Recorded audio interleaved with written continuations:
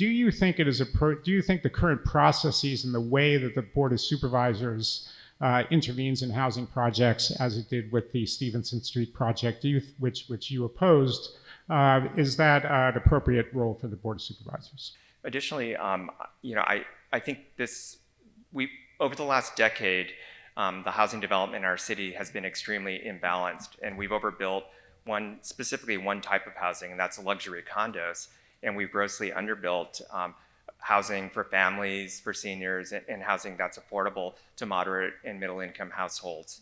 And I think the project on Stevenson is another example of that. It was just another large luxury condo development packing as many units as the developer could into that site. Engardio? And on that Stevenson project, it's an empty parking lot. It's valet parking for Nordstrom shoppers.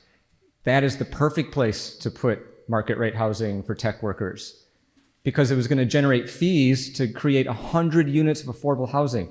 We had to give up 100 units of affordable housing because the supervisors refused to build on an empty parking lot because they don't believe in market rate housing. Market rate housing helps pay for affordable housing. Where else is it going to come from?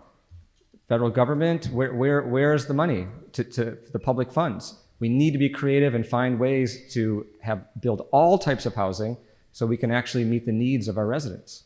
But it's one thing to say that we need housing for teachers and families and our children, but the action is more important, because Engardio-Mar, he didn't answer the question. He voted against housing on an empty downtown parking lot.